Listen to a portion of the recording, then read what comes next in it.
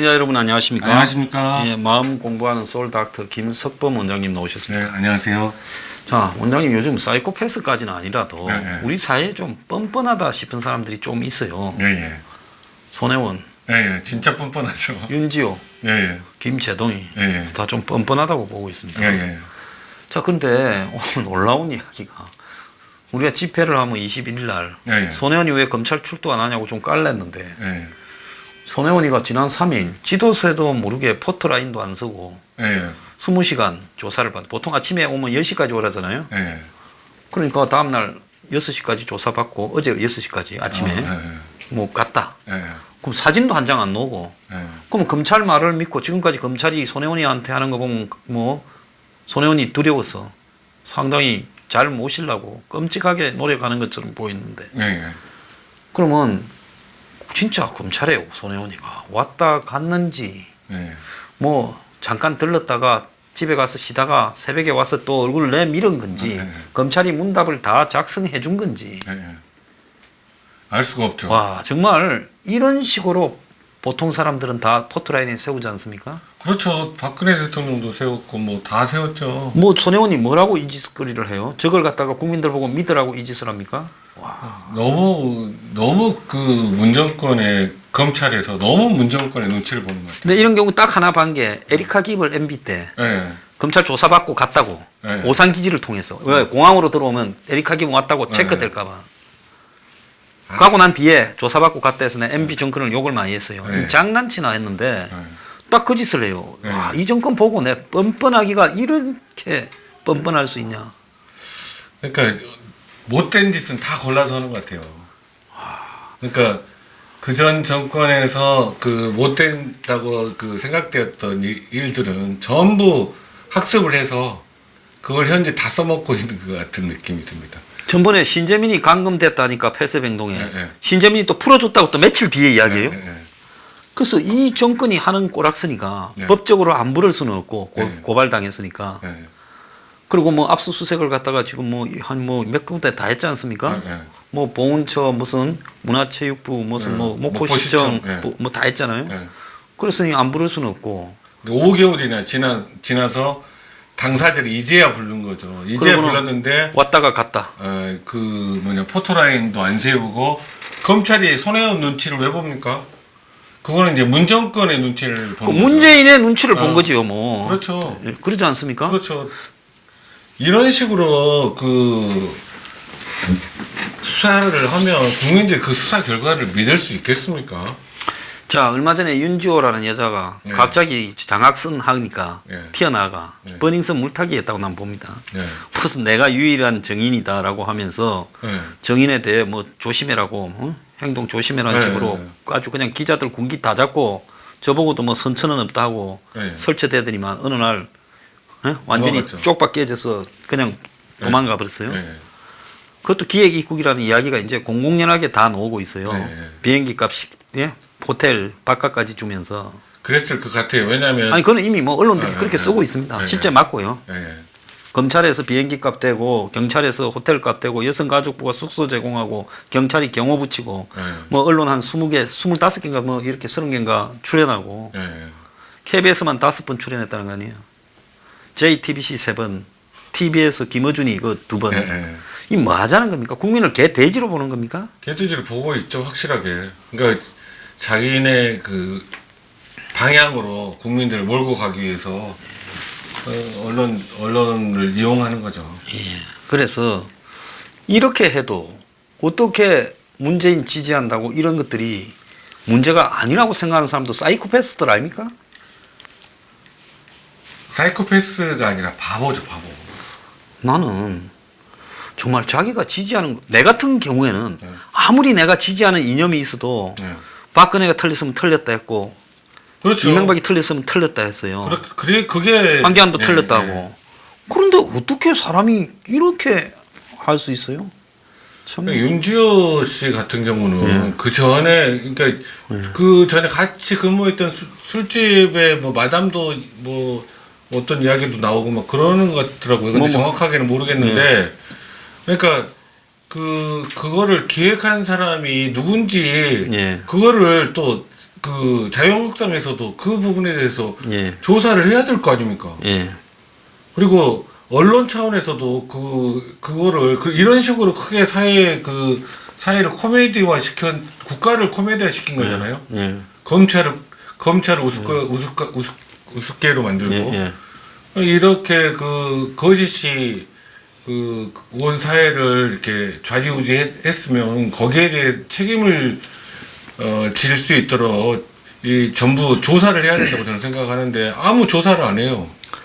검찰도 조사를 안 하고 경찰도 조사를 안 하고 기자들도 심층 보도는 안 하는 것 같아요. 자, 참 기가 찬 세상인데 김제동이가 예. 재정 자립도가 뭐 16%인가밖에 안 되는 대전 대덕구가 예. 중고등학생 청소년 위한 강연을 하는데 예. 1,550만 원을 줬다. 저 그렇게 비싼지 몰랐습니다. 자, 청년 백수 알바 또 예. 일자리가 없는 시대에 예. 90분 뭐 2시간인가 90분인가 강연하는데 네. 1,550만 원을 준다라는 게 이게 정상인 나라입니까? 이해를 못 하겠어요. 그 포스터도 제가 오늘 문제가 돼서 봤는데 네. 뭐 사람이 사람에게인가 이 제목이 그랬던 것 같아요. 예, 맞습니다. 1,550만 원을 들여서 그 청소년들을 대상으로 강의를 할 만한 대상인가요? 김대중 씨가 네. 강의를 할 유명세로 치자면 그렇게 이야기할 수도 있겠지만 과연 청소년들에게 그렇게 크게 도움이 될 만한 가치가 있는 건지 그 입장을 생각을 해보면 돈은 훨씬 적게 들어도 청소년들에게 훨씬 유익한 강의를 해줄 수 있는 사람 굉장히 많을 텐데요. 자, 저도 뭐 가끔씩 강연을 갑니다마는 참 해도 너무한 거다. 예. 자, 김제동의 머리에 뭐가 있다고 이런 정도의 돈을 주냐? 이게 뭔 힐링이냐? 얼마 전에 보니까 김제동이 뭐 일본에 무슨 연예인 사귀는가 봐. 애인 있나 봐요. 아, 그래요? 지금 일본 여행했다고. 예. 뭐 지난 주말인가 나오더라고요. 저는 김재동 씨에 대해서 비판을 할 가치가 없다고 생각을 해요.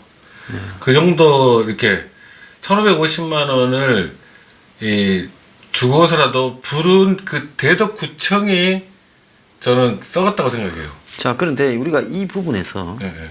입만 열면 항상 좋은 말들을 하지 않습니까? 예. 힐링이니. 예.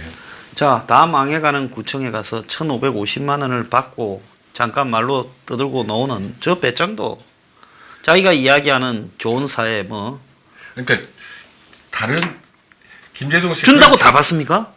준다고 다 안 받죠. 제가 그 이야기를 하고 싶은 네. 거예요. 김재동 씨가 그런 제안을 받았을 때 난 청소년들 내가 무료로라도 강의를 할 수 있다. 아니면 네. 제가 뭐 왔다 갔다 하는 것도 있고 네. 시간 손실도 있고 하니까 뭐 한 200~300만 원만 네. 주십시오. 네. 이게 정상인 사람의 자세 아닙니까? 그렇죠. 자, 그런데 평소에 김제동의 이 개런티가 이 정도 됐으니까 네. 자기는 뭐 아무런 가책 없이 했는지 모르겠지만은 뭐 재벌의 삼성에 가서 강연을 하고 김제동이가 뭐 얼마나 똑똑한지 모르겠지만 그 정도 받아서는 말할 필요가 없어요 우리가. 네. 그 뭐 지 몸값 챙기는 거니까 돈도 잘 챙기네 정도지 네. 뭐라 하겠습니까? 그렇죠. 그런데 이런데 가가지고 이런 식으로 해서 되는가? 자, 김제동이가 뭐 좋은 일을 많이 했다고 또 팬드는 놈들도 있는데 그 좋은 일 하는 거는 좋은 일 하는 거고 이건 또 별개의 문제지요. 그렇죠. 그러니까 청소년들 대상으로 강의를 가는데 굳이 꼭 거기에서까지 지금 그렇잖아요. 돈 잘 벌잖아요. 뭐 잘 벌죠. 뭐 KBS에서만 월 5천만 원 받는데요. 예. 돈 잘 버는데 굳이 그 청소년들 대상으로 대덕구청에 가서 이렇게 1,550만 원 받기로 계약을 했다는 것 자체가 좀 저는 이해가 안 가요. 근데 저는 제가 김재동 씨를 비난하고 싶지 않다는 이야기는 아예 김재동 씨 같은 경우는 논의를 하고 싶은 마음이 없어요. 이분이 뭐 헌법의 전문가처럼 헌법 강의를 하고 다니고 뭐 이런 것들에 대해서 너무 말 같지 않은. 자, 그냥 시간 아낍시다. 들어서. 시간 아낍시다. 네, 네. 참 진짜 입이 더럽습니다. 자, 문다의 그 이주 의혹에 대해서 감사원이 감사 안 한다는 거예요. 감사원은 직무유기하는 겁니다. 그거는. 감사 청구를 곽상도 의원이 했잖아요. 네. 자, 문다혜가 한국에 있지 않고 태국에 가야 될 이유가 뭐고 네. 그것 때문에 경호하는 사람이 12명인가가 네. 대통령 딸 부부와 손자를 지킨다고 네. 태국까지 또 출장 그렇죠. 경호를 가서 거기 상주해야 되고 네. 자 그게 아니라 경호 안 받겠다 하고 그렇죠. 뭐 어디서 돈이 하늘에서 좀 떨어져서 우리가 로또 벼락 맞듯이 맞았어. 돈 많은데 외국 가서 좀 쓰고 살겠다. 네. 경호 안 받겠다 하면 누가 뭐라 합니까? 이야기 안 하죠. 그러면. 그리고 한국의 의료보험을 제대로 내고 처리해 놓고 가면 네, 그렇죠. 누가 와서 뭐라고 할 이 건덕지가 없잖아요. 네.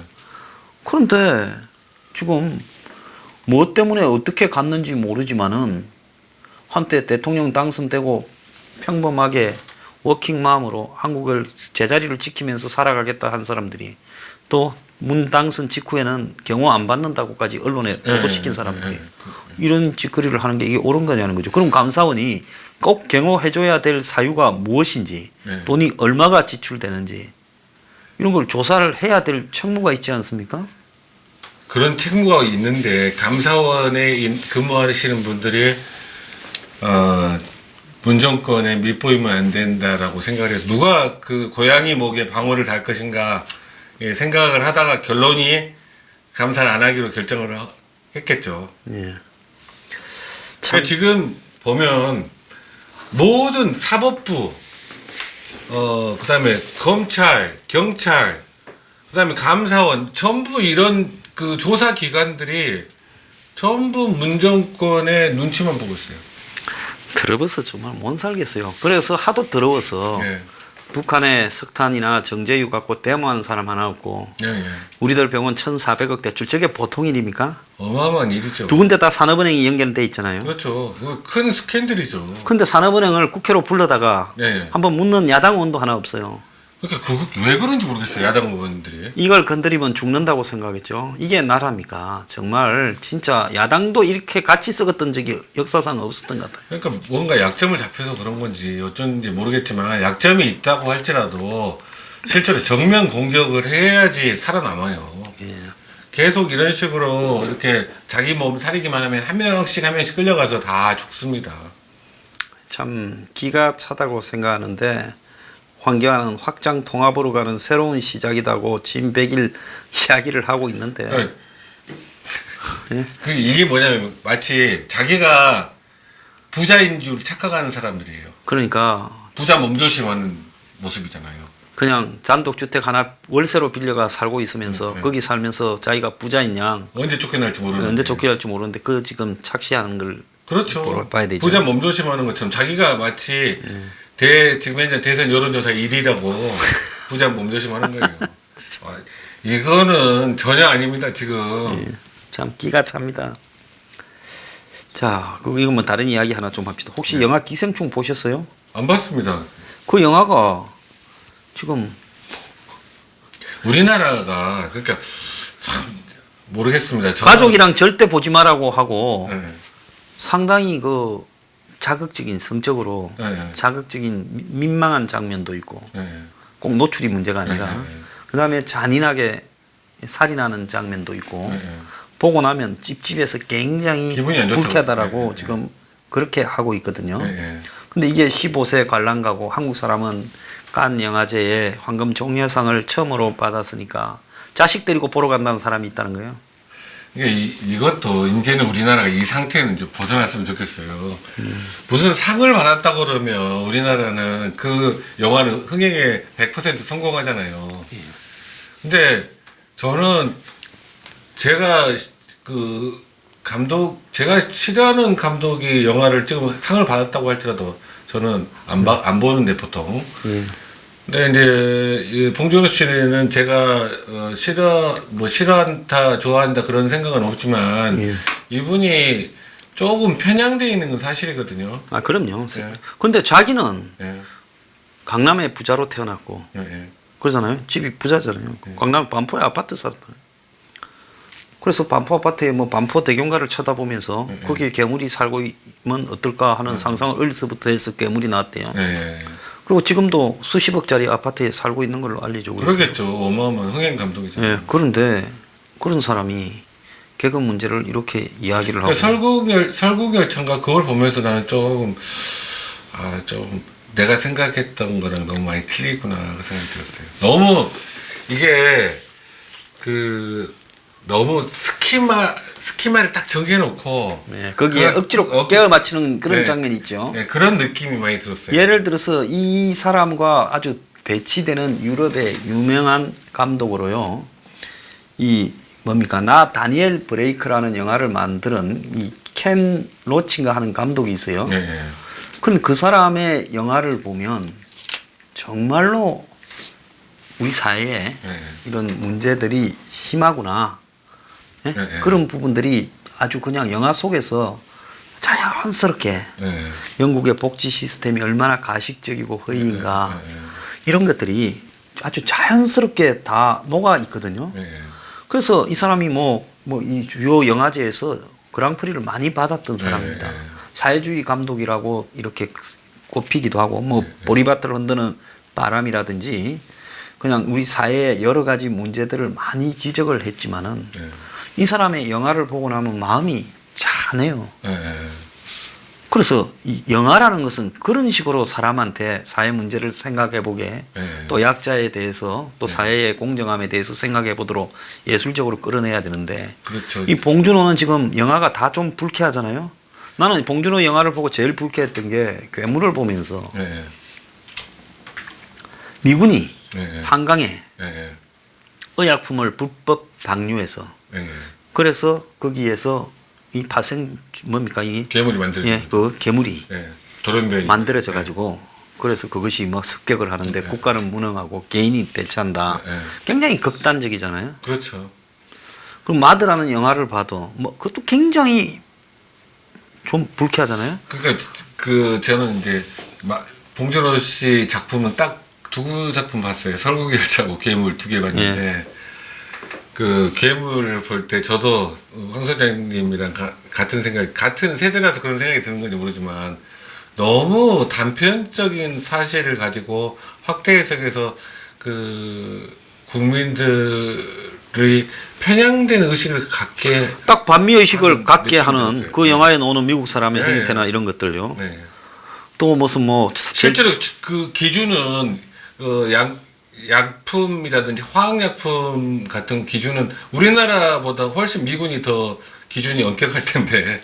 그래서 좌파들이 미군 부대가 철수하고 난 뒤에 미군 부대가 유류나 이런 데 오염됐다고 하라고 어쨌죠. 솔직히 한국군 부대가 있다가 철수한 데하고 미군 부대가 있다가 철수한 데서 어느 부분의 땅이 더 오염됐겠어요. 그러니까요. 저는 그 생각이 들더라고요. 그래서 자신의 삶은 거의 한국의 최상류 귀족층에 올라가 있으면서 끝없이 켄 로치 감독 같은 경우는 사는 것도 소박해요.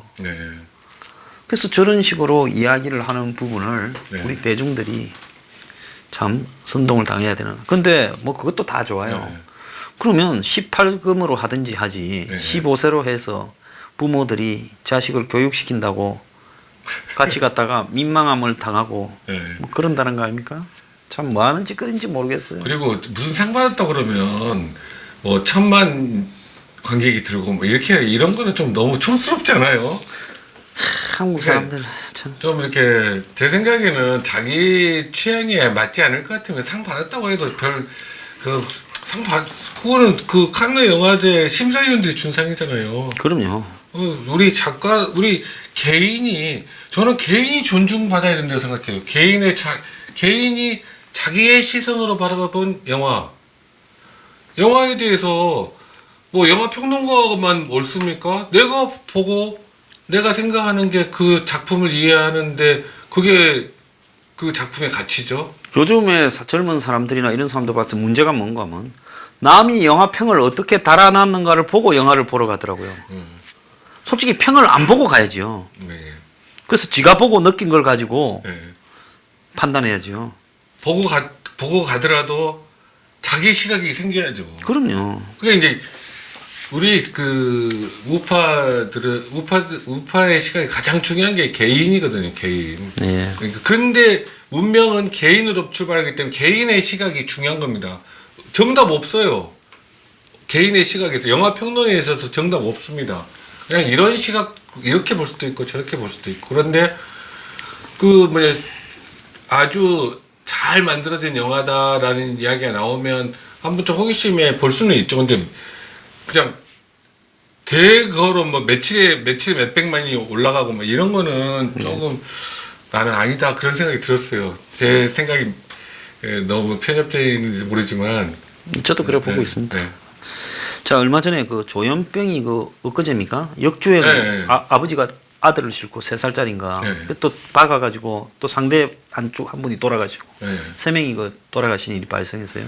그 약 결혼을 앞둔 상태에서 예, 그 돌아가신 여성이 돌아가셨죠. 여자분이 예. 뭐 그 안에 차 안에 뭐 청첩장도 20개가 있었다고 그러더라고요.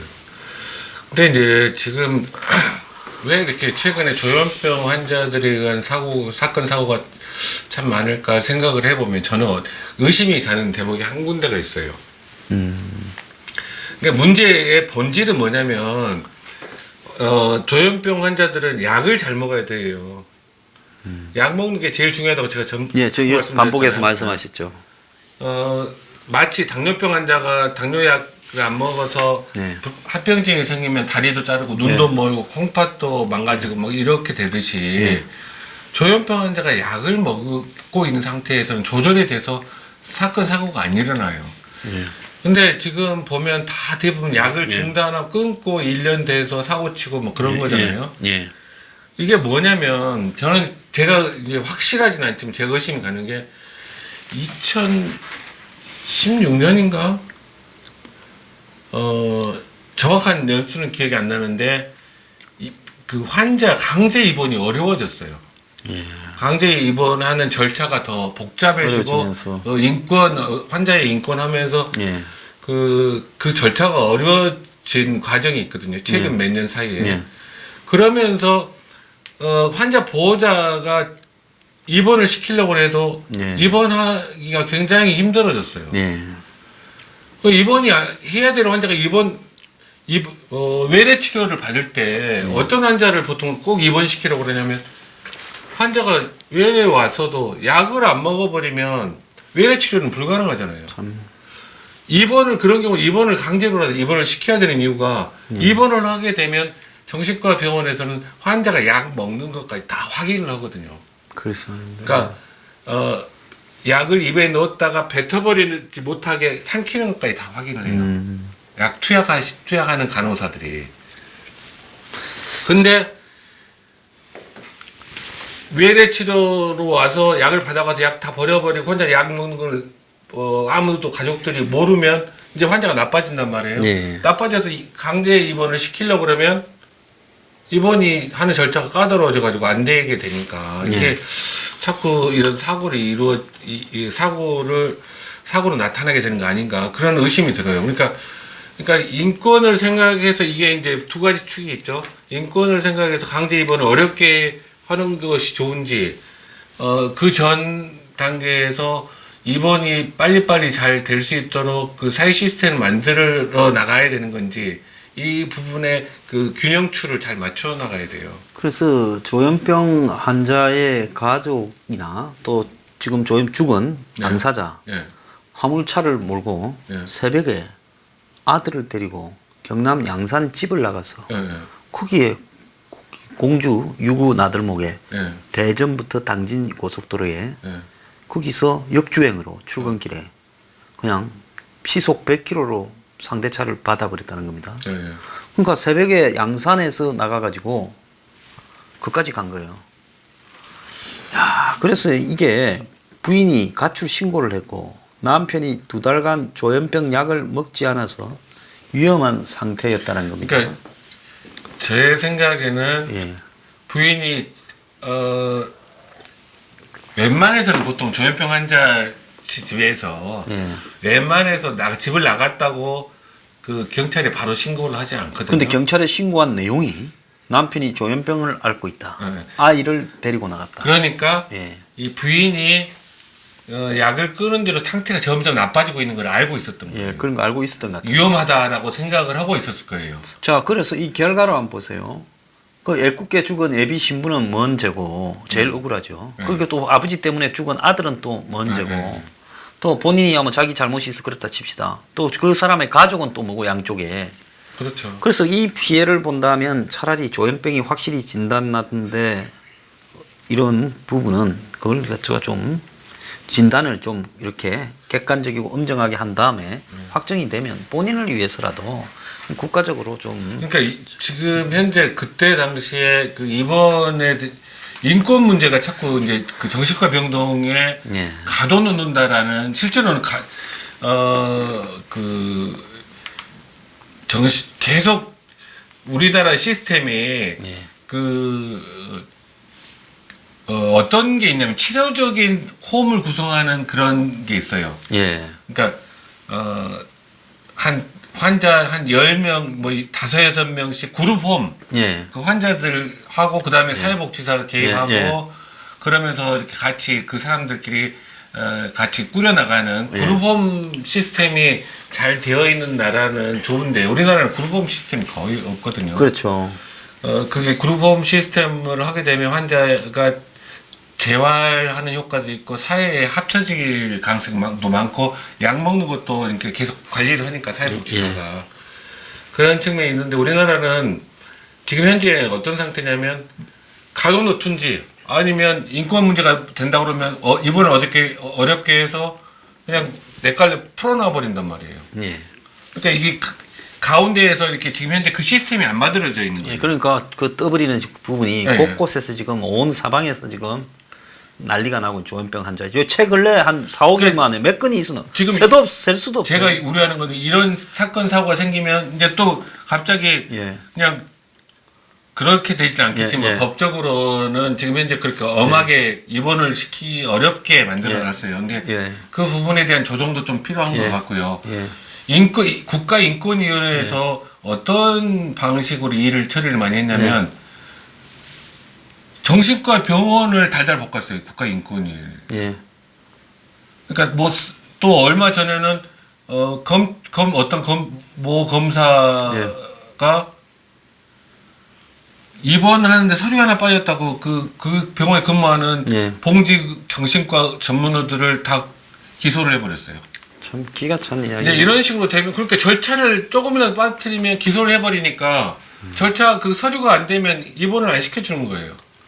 이런 부분들이 다 좀 이렇게 전체적으로 정리가 돼야 되고 이 전체적으로 모듈레이션을 해야 되는 때가 왔어요. 이제 더 이상 인권만을 강조할 수도 없고 그렇다고 이 치료 안 받고 있는 상황을 또 내버려 둘 수도 없잖아요. 일본 정부가 보면 그 히키코모리 네. 한 30년 전에 이제 나타나지 않았습니까? 네. 그래서 일본의 그 경제 성장의 정점이 이르렀다가 네. 이제 그게 꺼지기 시작하면서 한 90년 정도부터 네. 히키코모리들이 많이 생겨났죠. 네. 근데 이제 그들이 불황해서 사회적으로 취직도 못하고 네, 단절되고 그렇죠. 네. 이제 젊었을 때는 알바로 살다가 그것도 예의치 않으니까 이제 집에 들어앉아 버려서 네. 부모는 이제 7, 80인데 자식은 4, 50. 네. 그래서 이제 중년 히키코모리가 됐는데 얼마 전에 보면 정류장에서 2명을 죽이고 뭐 16명인가를 이렇게 다치게 하고 또 일본 차관을 지내고 체코 대사를 한 사람이 자기 아들을 죽였죠. 죽이고 자수를 했지 않습니까?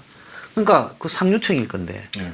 그러니까 일본의 전반적으로 국가가 히키코모리가 한 60만 명이다. 그래서 이게 심각하다. 밖으로 드러내야 된다 하고 고민을 하고 교육 시스템을 가지고 그런 걸 일본이 하는데도 불구하고 곳곳에서 지금 묻지마 네. 살인이 나고 있거든요.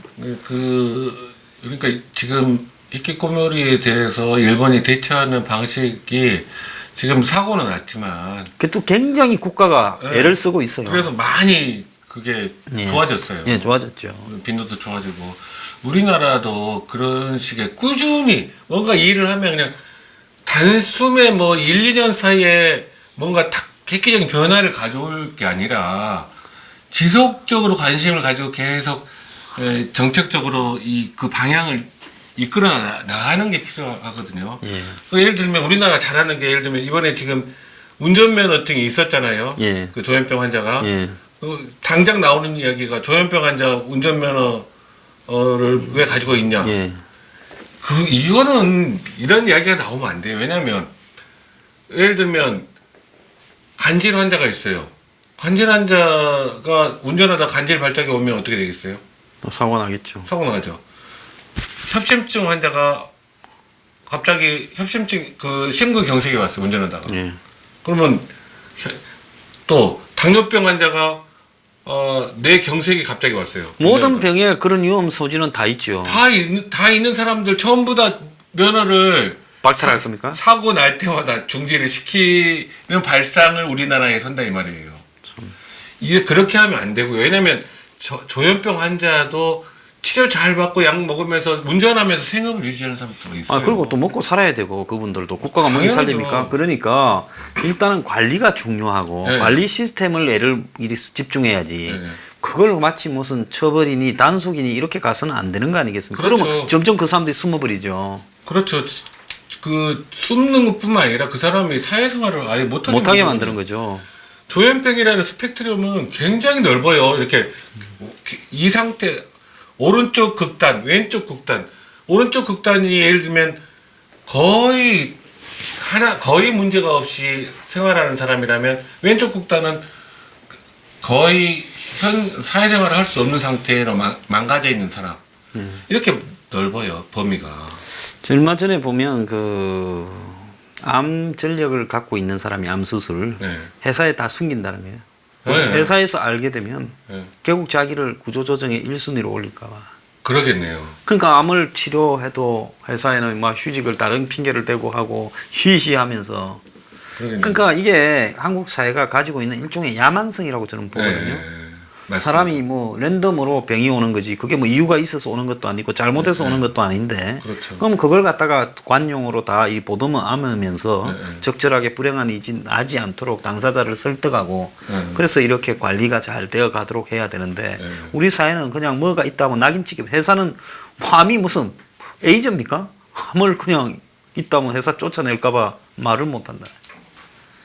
그래서 그러니까 에이즈 환자도 그렇게 하면 안 돼요. 에이즈 환자도 그렇게 하면 안 되죠. 네. 그럼요. 그래서 자 조현병 환자를 대하는 한국 사회의 자세가 근본적으로 시정되지 않으면 네. 국가의 관리 시스템이라는 네. 게 이 관료주의적인 지금 병폐가 좌파 정권에서 똑같이 지금 나오고 있는 거 네, 아니겠습니까? 그렇습니다. 그래서 진주 사건 보면 전번에 방아살인 조현병 환자 그냥 덮어버렸잖아요. 그렇죠. 그죠? 네. 가족들이 처음에 좀 피해자들이 항의를 했는데 성명도 내고 덮어버렸지 않습니까? 네. 그래서 국가가 이렇게 가면 안 된다. 그러니까 우리나라에서 무슨 일이 사건 사고가 터지면 제일 먼저 이제 저희는 병원 관련해서 아는데 사건 사고가 터지면 장부가 하나 새로 생겨요. 그래서 말입니다. 그렇게 해서 그러니까 장부가 하나 생겨서 그 일이 본질이 해결되는 게 네, 아니에요. 전혀 그렇지 않거든요. 자, 여러분 이미 몇 년 전에 그 강남역 살인 사건 네. 그때도 사실은 대처가 잘못됐죠. 여혐 네. 남용으로 갔고요. 그 문제가 그렇죠. 아니죠. 조현병 환자에 대한 네. 사회적인 어떤 이런 도움과 네. 또 아주 제대로 된 네. 인권을 침해하지 않는 차원에서의 관리 네. 그것이 어떻게 이루어질 것인가를 논의를 했으면 네. 진주 사태든 뭐 이번에 역주행 사태든 생기지 않았을 거 아닙니까? 그렇죠. 네. 그래서 우리 사회의 비성숙성을 보여주는 예라고 보는데 이거는 좌파 우파 관계가 전혀 없는 것 같습니다. 그렇죠. 그러니까 꾸준한 정책을 꾸준히 지원하는 시간이 걸리면서 돈도 지속적으로 투여하면서 관심을 가지는 그 그룹에서 계속 해나가야지 이게 조금씩 지나게 나가는 거지. 그냥 어떻게 하루아침에 뭐 장부 몇 개 만들고 뭐 그런다고 해서 되는 게 아닙니다. 네, 오늘 김석범 원장님 나오셔서 좋은 말씀 해주셨습니다. 원장님 감사합니다. 네, 감사합니다. 주말 잘 보내십시오. 네. 아,